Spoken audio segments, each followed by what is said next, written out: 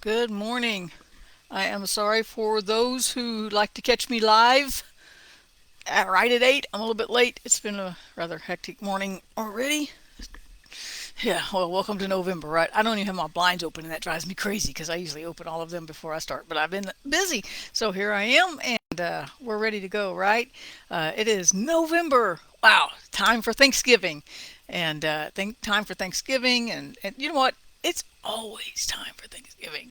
We shouldn't wait till November for that, right? It's always a time for Thanksgiving. Thanksgiving, we enter into his gates with his courts with praise and his. Does it say Thanksgiving in there somewhere? I'm pretty sure it's in there somewhere.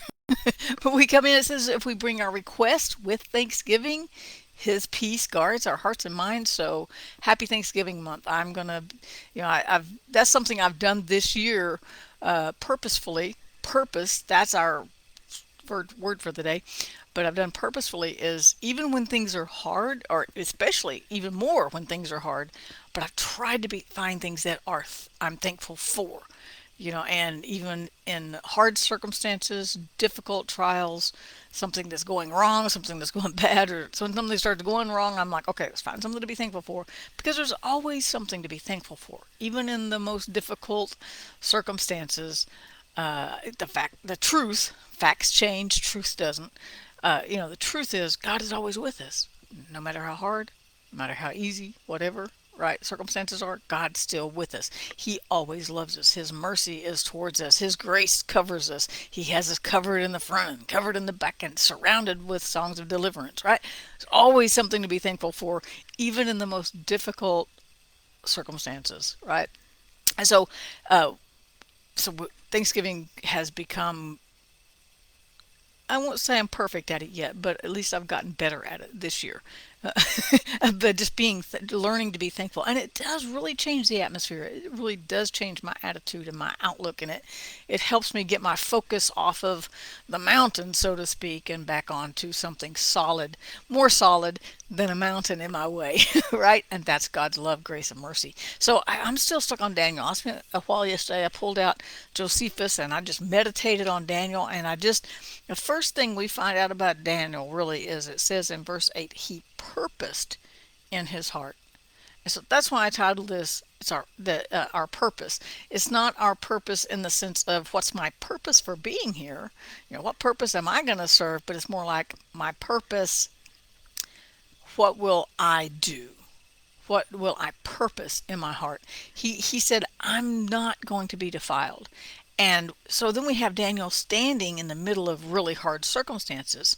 But see, Daniel's not the only one but that made up their mind, because we have two-thirds of the New Testament written by Paul. And you know where Paul was when he wrote the New Testament, right? When he was writing the books that we've included in the New Testament. He was in prison. And yet, while he was in prison, he says this. Let's see, what verse was it? May the God of peace, for chapter 15, Romans 15:33. May the God of peace be with you. If Paul wrote that, he sitting in a prison cell knew that God, the God of peace, was still with him. Isn't that what we started this devotion with almost 3 years ago? Coming up on 3 years. After the first of the year sometime, it'll be our 3 year devotional versary. Right, that's hard to say. So but he was sitting in a prison cell saying, may the praying for the people on the outside, the church on the outside, may the God of peace be with you. Just earlier in chapter 15 he had read, now may the God of hope fill you with all joy and peace, right, in believing that you may abound in hope. He was in what we would call a hopeless situation. And we know the end of the story, so we really know it was hopeless. We know that ultimately they would deliver him to his death, right? Just for preaching the gospel, just for standing up for the crucifixion of Christ and the resurrection and the truth of the gospel, right? And we know the end of the story. He doesn't know that now, but he's sitting in a prison cell writing to those on the outside, may the God of hope fill you with all joy and peace in believing. So somehow Paul knew how to get a hold of that peace. Somehow he knew how to get a hold of that God of peace and let it reign in his heart. Matter of fact, he's the one that wrote that from a prison cell, right? And he wouldn't have, I mean, it's possible, I don't know, possible and even probable that he wouldn't have written these books had he not been in a prison cell. Because you know what happens in a prison cell? You got time on your hands, right? He wasn't out and about. He had traveled, well traveled through the area. He had established churches and left pastors like Timothy to oversee and to care for the flocks and to feed them and to nurture them in the word and grow them up in grace and in the knowledge of God, right? He'd traveled and done all that. But when he ended up in prison, he still had that heart for the churches that he'd started, and the new Christians, the new believers in the area, and he began to write to those places where he'd been. I hope to come see you soon, he wrote in some of them. But if not, until then, be content, whatever state you're in. Didn't he say that? And he said in a prison when he wrote that. What is that, Philippians? He said, be content, whatever state. Here I have learned. Philippians 4, he says, I rejoiced in the Lord greatly that now at last your care for me has flourished again, though you surely did care, but you lacked opportunity. Not that I speak in regard to need. He's saying, I'm not saying I have needs. I'm not trying to manipulate you to give me something to take care of me. I don't have any needs, for I have learned in whatever state I am to be content. He said he learned contentment sitting in that prison. He learned that he could reach out through the pen and paper. And y'all, they couldn't just call and go, somebody call and check on Paul this week, right? Send him a note this morning. He'll get it by this afternoon. Send him an email and tell him we're praying for him. It took weeks to, sometimes months, to deliver one letter, to get it across through there. It didn't go in a day or two, or a week or two even sometimes. I can remember back in the day sending letters to Aunt Mary and Uncle Roger in South Africa. I didn't do it much. Sorry, I should have done it more. But I remember we had to allow a month to 6 weeks, maybe even 2 months for it to get there, right? Because I had to get on the ship, and it was a long way around, right? I had a pen pal in Guam in around 72, and it was months between letters because it took so long. They couldn't email and go or run by and check on Paul in the morning. He learned to be content with whatever God put in front of him, but it had to be purposed in his heart first. And so what I'm saying today is we can purpose in our heart to let God's peace reign in our heart. We can purpose that we're going to pursue him, all these alliterations. We purpose that we are going to pursue him no matter what present circumstances we find ourselves in. Paul didn't say, oh, I'm in jail now, I can't do what God called me to do, I don't know what I'm going to do. No, he said, hand me a pen. And then he couldn't see real good, so he said, dictate. Sit down here and I'm going to dictate a letter, and you make sure it gets to the church in Philippi, or the church in Rome, or the church in Corinth, right? He didn't sit there and bemoan himself. He purposed in his heart, I still have a burden for the church. I'm still going to pray for the churches. I'm still going to pour into them as much as God will let me. And if I can't go to them, I'm going to send a letter to them. I'm going to send messengers to them. I'm going to write Timothy and say, you're doing a good job, boy. Keep it up. Right? I'm going to encourage him so he can take care of the flock that's there. He still fulfilled what God put on his life, even though his circumstances took a turn like Daniel's that he didn't see. But we see this one little verse in the first part of Daniel that he purposed in his heart he wouldn't defile himself with the king's delicacies.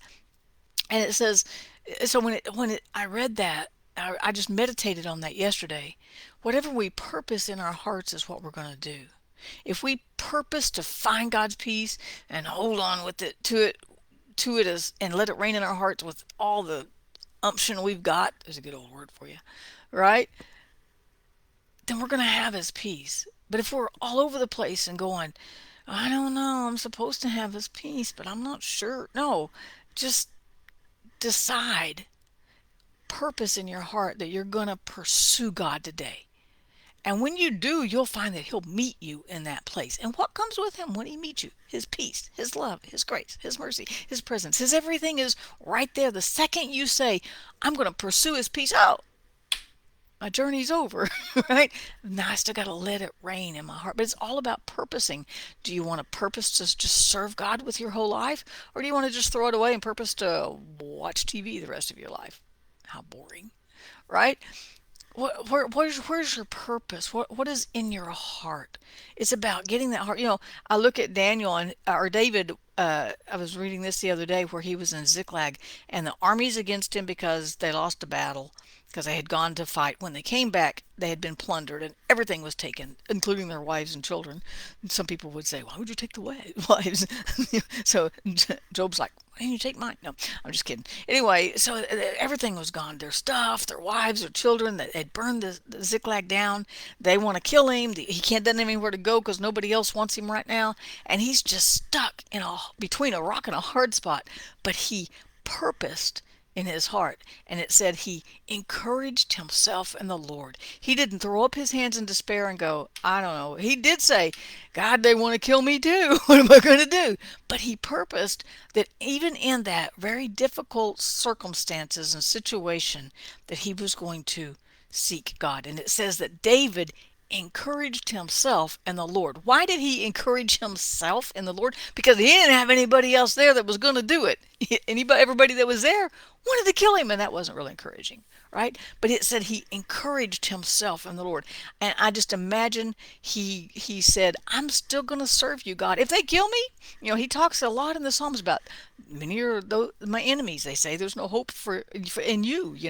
They surrounded me, but you surround me with songs of deliverance, and so I'm going to trust you. You surround me like a shield, as the mountains are around about Jerusalem. So does the angels of the Lord surround those who love him.